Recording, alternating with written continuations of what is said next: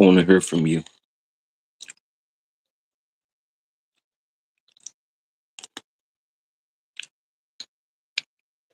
I want to hear from you.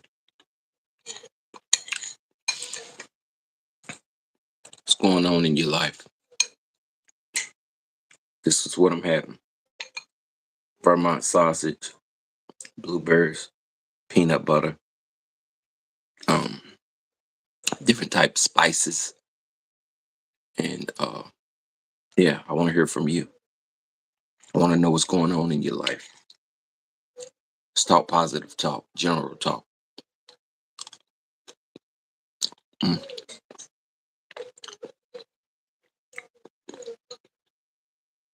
great option, Beth. Let's slide that like button. How you doing? Talk to me, Beth Sellers, and whoever else in the live. I want to hear from you. General talk, positive talk, great talk. Let's speak. Mm.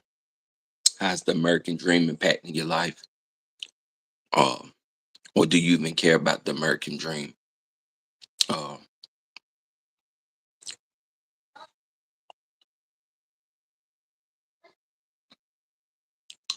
you seen my post about King Von? I love you. I love you. Are my fingernails too long?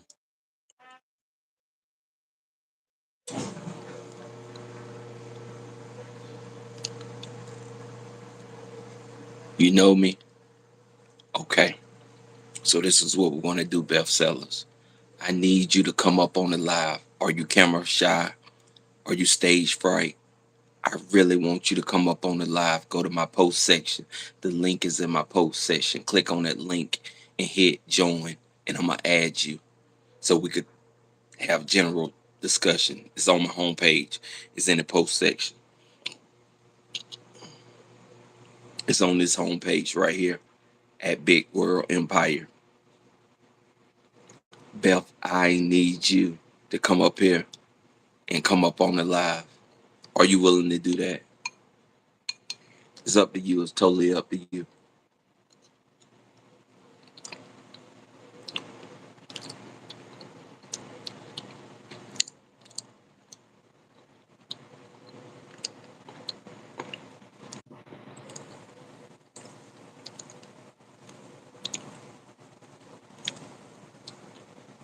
Beth Seller.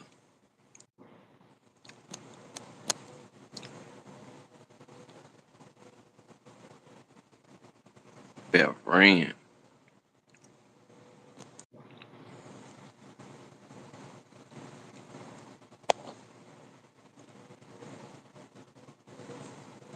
Uh, Beth, are you still here?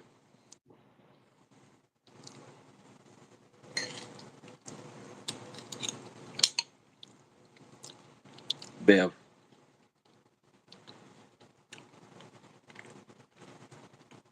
well, Beth ran. Beth said she know me. She ran. All right. Anyway, back to what I was doing.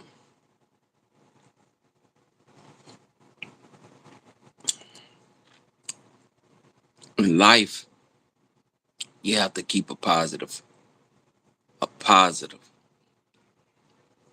demeanor, positive thoughts, no negativity, no nothing. When she was referring to King Von, she was referring probably not to this page, but to a page that I play around on, put all kind of stuff up there, and I have all different type people that put stuff on that page, and you know, something I really don't even care about.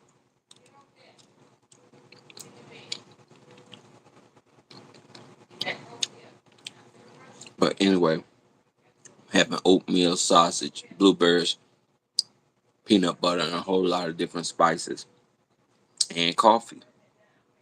Um, man,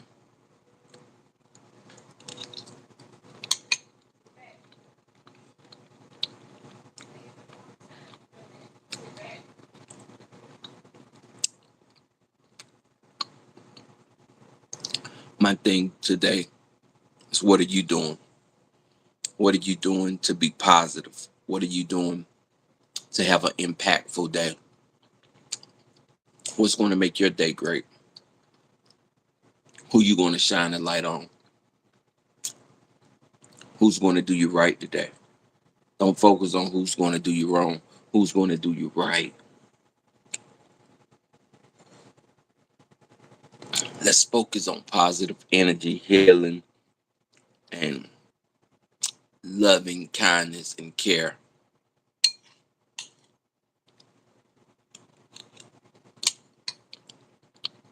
I'm so focused right now. To know me is to know a winner. Put a winner in your circle, Beth.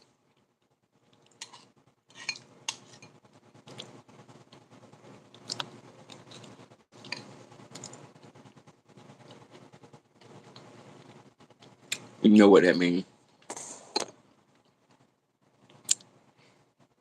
I got a special place in my heart for you. I invite you to join me on this live right now. Very exclusive. What makes it exclusive? Me and you. You join me. Positive talk, general talk.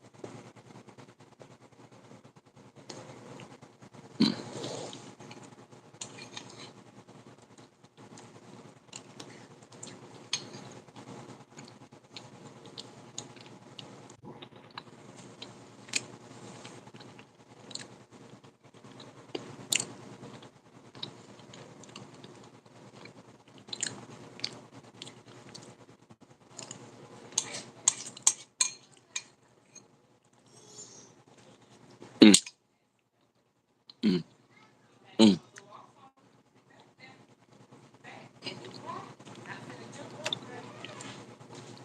mm, mm. This oatmeal is so good. I promise you. Sausage, oatmeal, blueberries, spices, honey, a cup of coffee.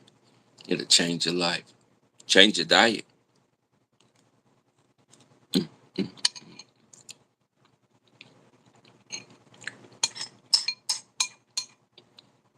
You know it's good when you tip that bowl up like that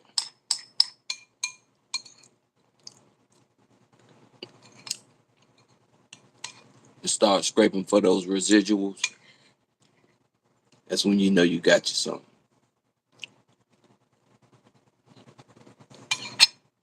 Beth Stella.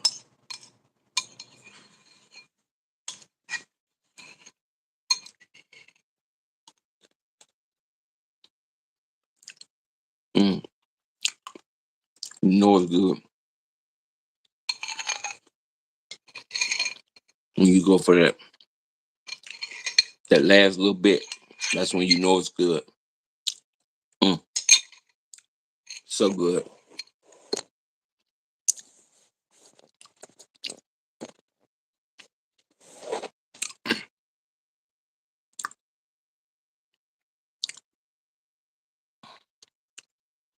Ooh. You only need just a pinch of peanut butter. It's so strong.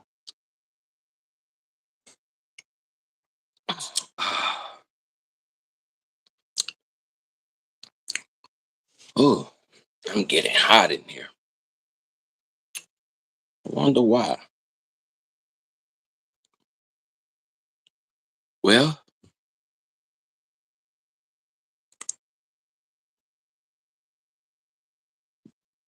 I hope you feel just as great as I feel. Would you be mine? Y'all remember Mr. Rogers' Neighborhood?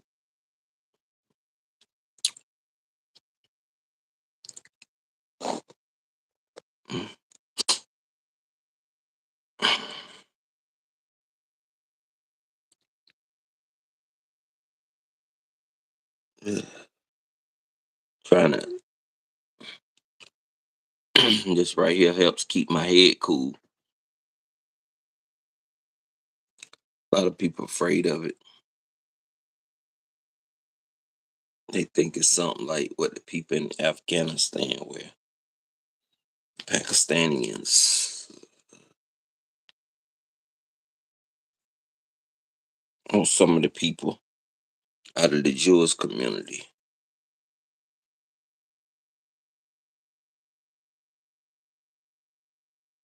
Yeah.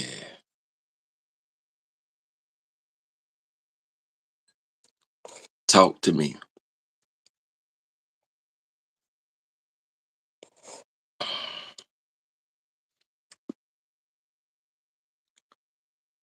Talk to me. I want to hear from you. Don't be afraid of me. Come in the room.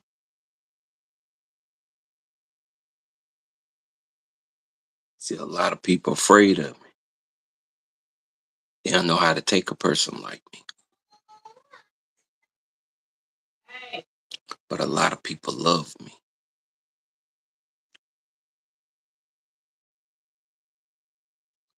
Always put a smile on your face.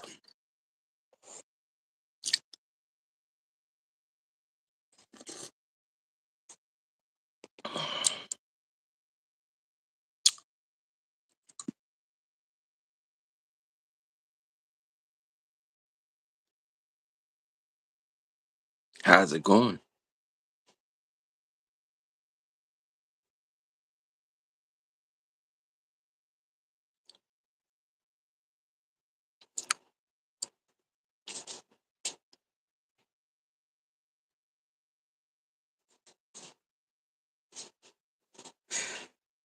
Good morning. Ain't already done. Yeah, I'm on live.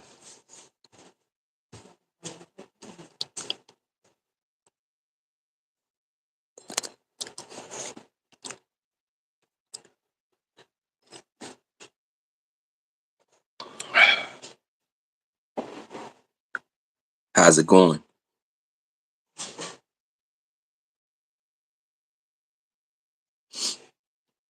Don't run. Don't run from it. Don't run from it.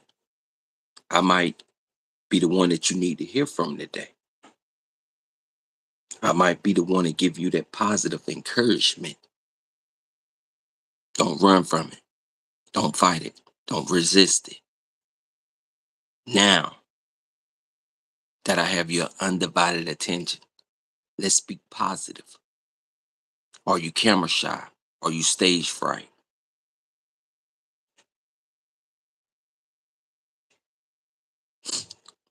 You ran.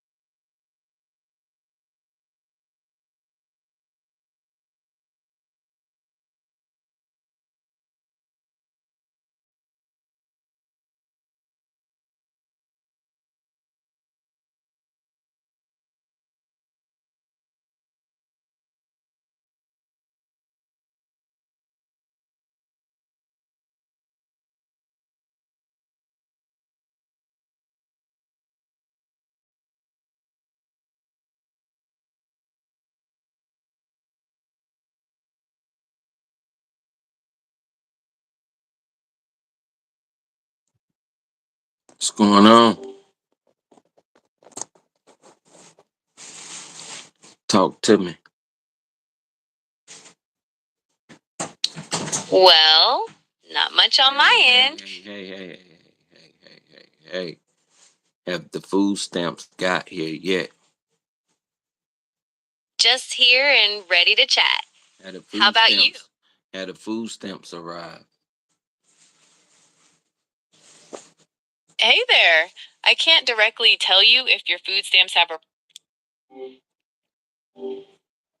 Don't worry about the food stamps anymore. Now, when does the Bible say God had fun? That's an interesting question. The Bible doesn't say that God had fun in the way that we typically think of it, but it does talk about God taking delight in his creation and being joyful. For example, in Psalm 104, it says that God rejoices in his works. Would you like to hear more about that? Yeah. So you saying God had fun in his works? Yes or no? Yeah. Okay. So we know that God had fun. Great. That's good to know.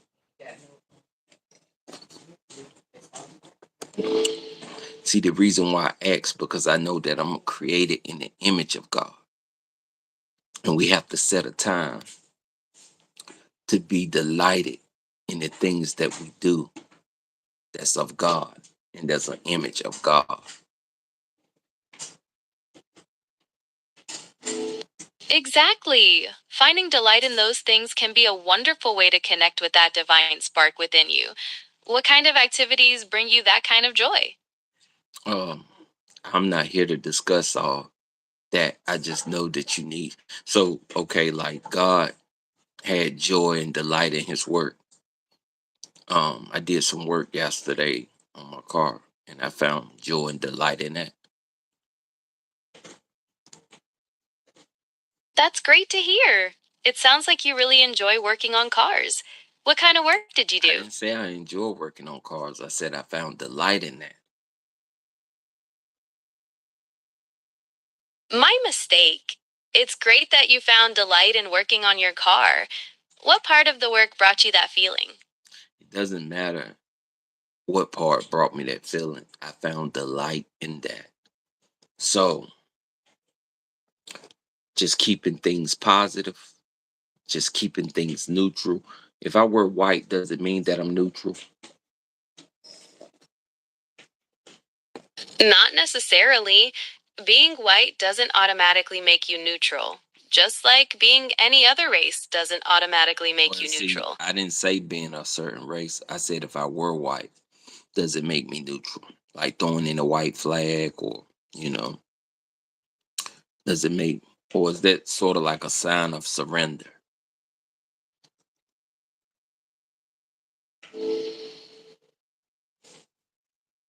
Yes, that's what the white flag symbolizes surrender or a request for a truce. Is there anything else I can So when clarify I for you? put on my all white for God, that means I surrender to God. Wearing all white for God can be a beautiful symbolic action to signify surrender, purity, or a fresh start. Is there a specific reason you're choosing to wear all white? Oh, just in my surrenderingness to God, you know, I choose to surrender. Is that a good thing or a bad thing? Surrendering to God can be a deeply meaningful and positive experience for many people. It often leads to feelings of peace, guidance, and a stronger connection to something greater. Is there anything specific about your surrender that you'd like to discuss? How great is this surrender? The greatness of your surrender to God is immeasurable because it comes from your own heart and spirit. It's a deeply personal journey. How does it feel to you? It feels great. That's wonderful. It sounds like you've made a choice that brings you a sense of well being. Is there anything else I can help you with? I mean, even in my surrender, I'm still human. I'm still going to live life to the fullest. But I know who God is. My surrender is more like I accept God. I know who you is. Thanks for governing over me. Thanks for watching me. It's giving thanks. God, I appreciate what you do for me on a daily basis. God, I will pray to you. God, you have all authority here in this place.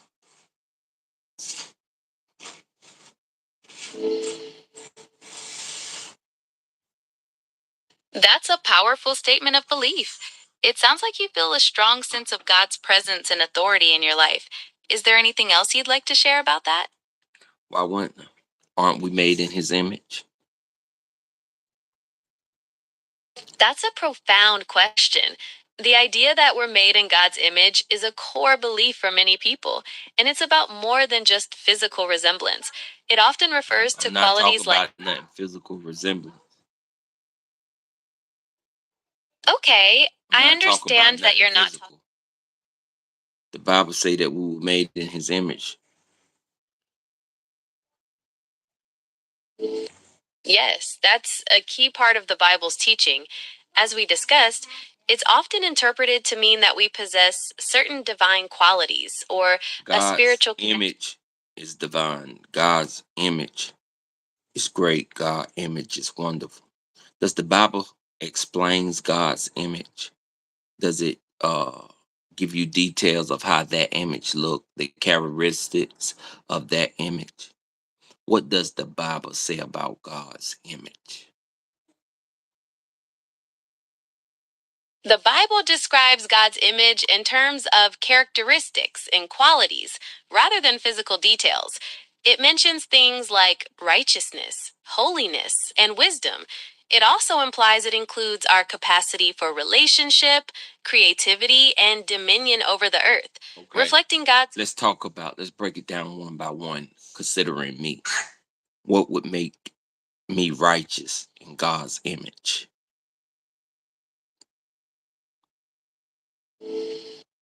Righteousness and God's image means aligning your actions with God's standards of what is right. For a Christian, that usually involves following Jesus' example and living according to the Bible's teachings. Is there a specific area of your life you're thinking about growing in righteousness? So doing what's right keeps me in God's image. Yes. Striving to do what is right keeps you aligned with Should God's we image. align ourselves with God's image? Yes. Aligning ourselves with God's image is a central part of faith and involves striving to reflect his qualities in our lives. Is there a particular characteristic of God's image you'd like to align yourself with more closely? What do God do when he get mad? Because I have to portray this image as well.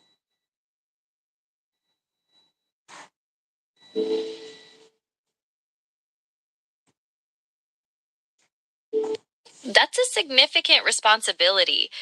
Portraying God's image means striving to reflect his qualities in your life, like love, kindness, and forgiveness. How are you approaching portraying righteousness, as we discussed? No. What does God do when he gets mad? That's a part of his image, isn't it? Yes, God's anger is part of his character, and the Bible shows him reacting to sin and injustice in various ways. Sometimes it leads to corrective judgment, So now but I have to learn to react just like God would react, right? learning to react in ways consistent with God's image is a journey that involves understanding God's character and applying those principles to your own life. It's about responding to So situations. let's figure this part out. I'm in God's image. I'm in his likeness. I'm created in his image. I got his wisdom, knowledge, the journey, everything. Okay. When God get mad, how does God react? So when I get mad, I know how to react.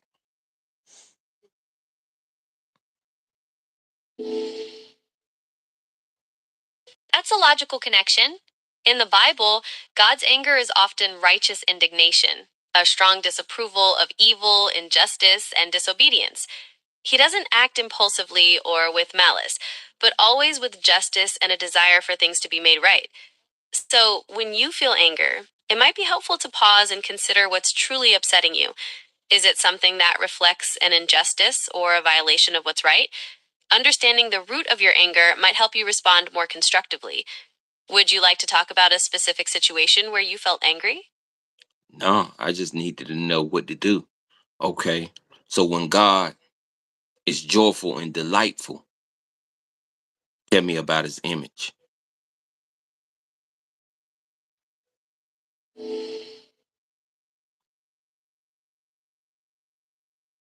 So, when you are joyful and delightful, you are reflecting God's image.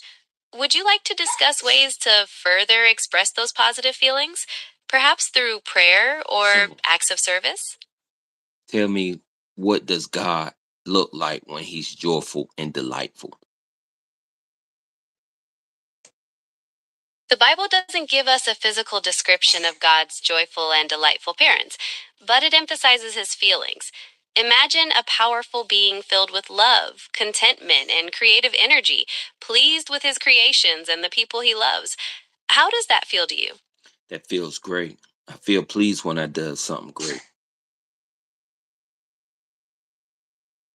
That's a perfect way to understand it. When you feel pleased with a job well done, that's a reflection of God's delight in his creations and in you. Is there anything else you'd like to explore about God's image?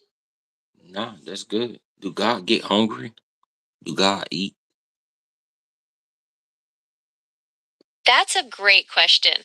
The Bible describes God as not being a physical being in the way that we are, so he doesn't experience hunger or need to eat in the same way that we do. He's more of a spiritual being. However, there are some parts of the Bible where eating is used metaphorically to describe God's communion with people. Would you like to hear about some of those instances?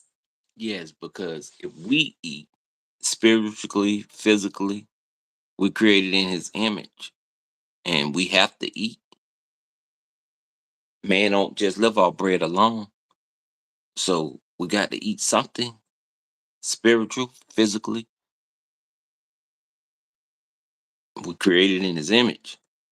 Gotta eat. Talk to me now.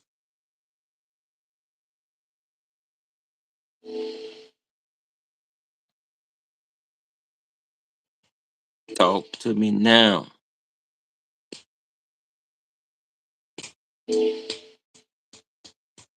Certainly. What would you like to talk about? How can I Oh help you today? Lord. Oh Lord. Oh Lord. Oh Lord.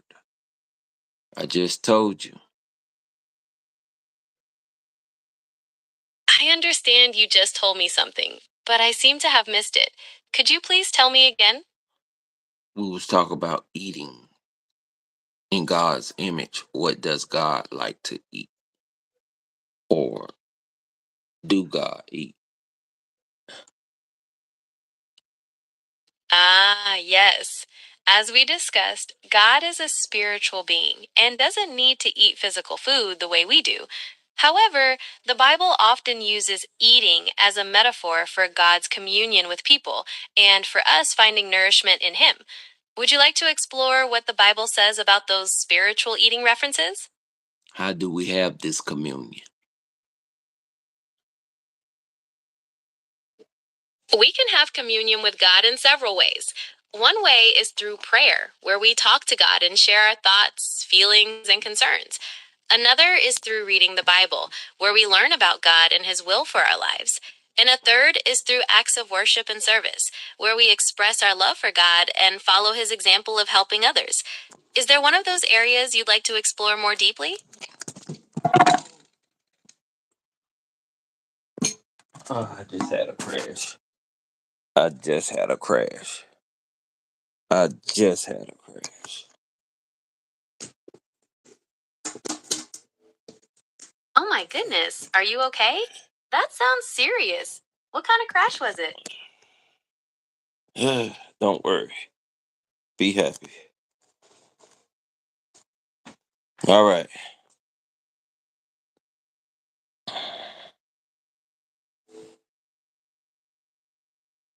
Talk to me. Since you're saying, Don't worry. all right, I will try to respect. Oh, I just had a crash. But let's talk about something positive. Let's keep it positive. Who we got up in the building? Trying to keep it positive. What's up with you?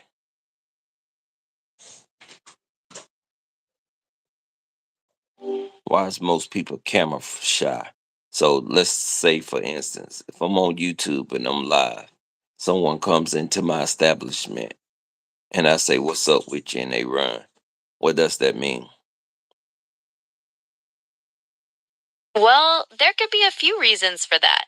Some people are just naturally uncomfortable on camera, while others might feel like their privacy is being invaded if they didn't expect to be recorded. It could be something as simple as them not wanting to be on YouTube, you know? No, no, Is no, there no. If I'm in the comfort of my own home, I'm doing a live stream. If I'm live and someone comes into my establishment, like in my room on live, like I'm live and they just scrolling up and down the timeline and they come into my establishment and I say, "What's up with you?" and they run, that means they camera shy, stage fright. What does that mean?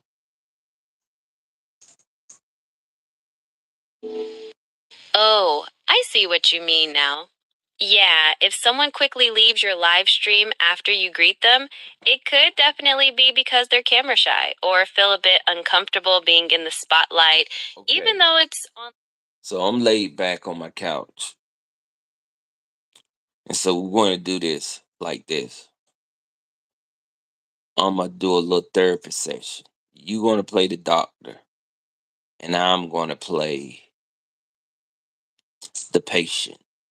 And I really want to test this out. I want to really, even though I know you don't give diagnosis and everything, that's why I said we just role playing. I really want to see how therapy works on a positive level.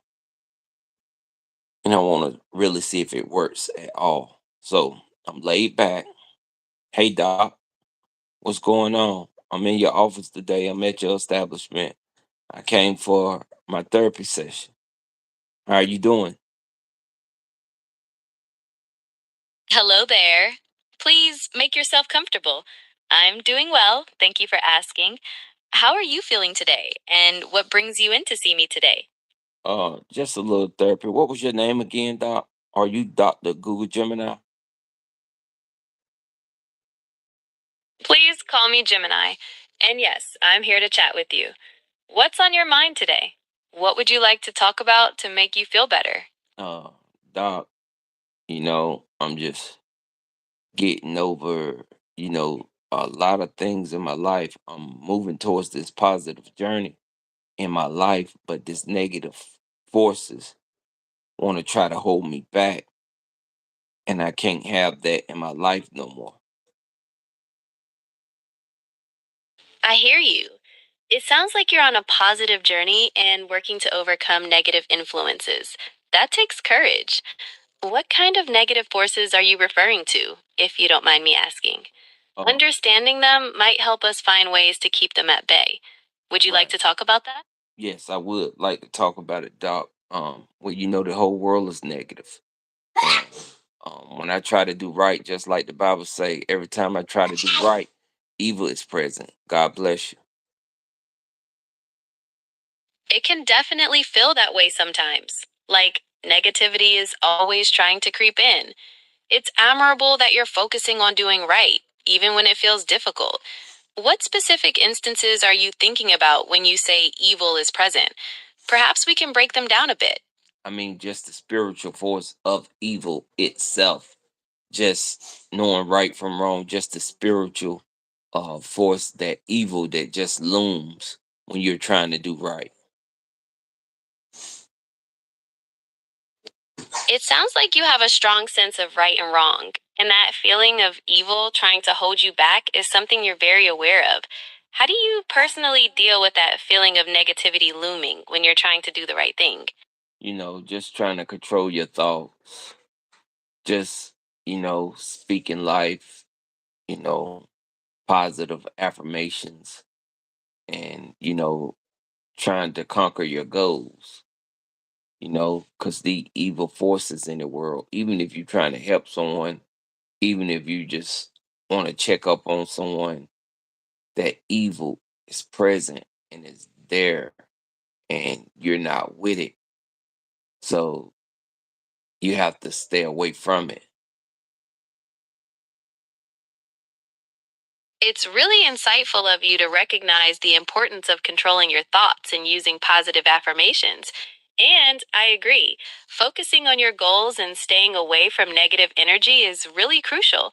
It sounds like you have a strong strategy for navigating that. What kind of goals are you working towards? Um, See, Doc, I don't want to be evil. I'm working towards a lot of goals, but I'm not going to share them here. But I don't want to be evil, and I don't want to listen to evil and negative influences. So, like when people say, "Oh, uh, they can't talk to you unless you're doing a certain thing," or they have to stay away from you if you're not on a certain type of journey. If you're negative, and I'm on this positive journey, Doc, right now. And so I'm trying to stay away from anything that's negative or that gets in my way that's negative. I can't have it in my life right now. It's really understandable that you want to protect your positive journey and surround yourself with positivity. It makes sense to keep a distance from people who might bring you down or not align with your values. How do you plan on setting those boundaries with people who might be negative? I just got to be straight up and tell them, look, you're negative, and I can't do that. That's negative, and I have to walk away. And it is what it is. But I think by doing something like that, you also could be negative too. I think more so with the people that's in your life daily, every day, you just can't cut those people off. You have to let those people know where you stand and what you're going through and what's happening. Because God said, love your neighbor. God didn't say cut your neighbor off. So for all the people that be on social media saying that they cutting people off, that they getting away from people, that's the wrong attitude to have. That's the wrong attribute to have. And I don't think God would like that because God is always willing to accept you back. God said, forgive a person this many times.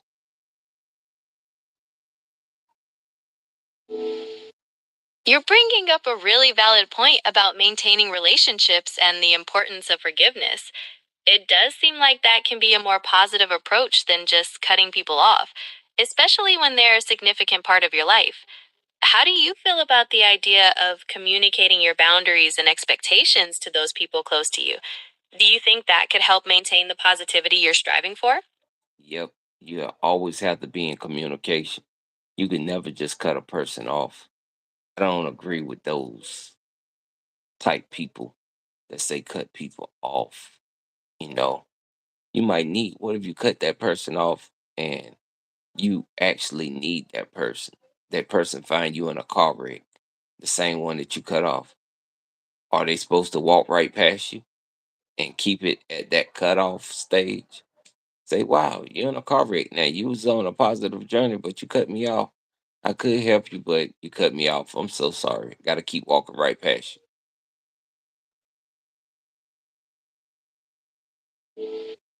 I see where you're coming from. It's important to consider the possibility of needing someone down the line and the principle of forgiveness and love. So instead of cutting people off, would you say the focus should be on clearly communicating your needs and maintaining those relationships with boundaries in place? you. Clearly, clearly. I always say that we should never cut people off. You should always be in clear, constant communication with what you're trying to do and just be clear about what you're trying to do. And people understand, people accept you for who you are. I always teach my kids that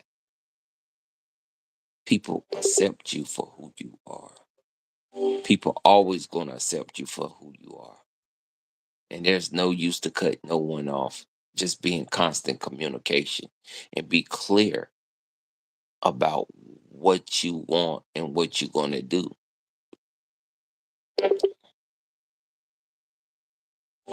Why do you keep cutting off? My apologies if it feels like I'm cutting you off. I'm designed to be conversational, and sometimes that can lead to interruptions. Is there something specific that happened? No, you just keep turning off. My purpose is to be helpful and harmless, and I'm not designed to have any on or off switch like that. Could you tell me more about what feels like I'm turning off? It might help me understand what's happening. You just say try again. So it's clearly that you cuts me off.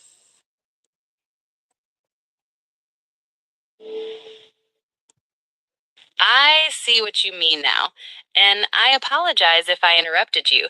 It can be frustrating when you're trying to explain something and someone cuts you off.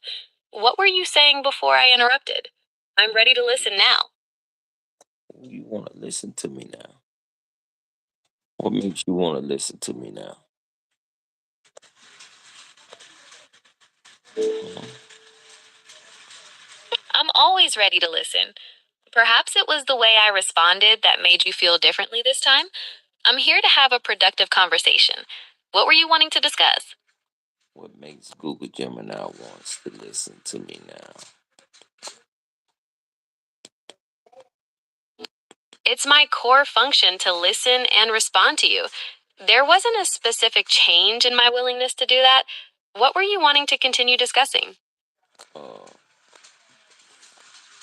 if I talk about slavery, is that negative or positive?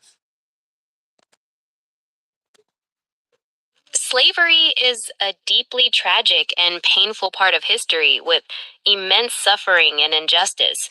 So it's not something you would typically describe as positive.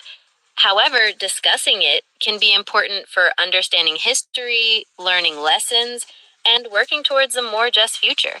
Is there anything specific you wanted to discuss about it? No, I'm not going to talk about it right now. I just wanted to know. Would that be positive, negative? Gotcha. It's clear that slavery isn't something that can be described as positive, given its terrible history. We can explore other topics if you feel more comfortable. What else on your mind today? Mm, nothing much. Okay. Well, if you think of anything else you'd like to chat about, I'm here. Is there anything else I can help you with today? No. I'm just trying to stay in a positive realm, positive light. Just giving all positive energy, keeping everything positive. I appreciate you. Appreciate you, Google Gemini. Be with the peace, be with the one, and may God bless y'all on your journey or anything that you want to do in life. You'll be able to do it. Peace.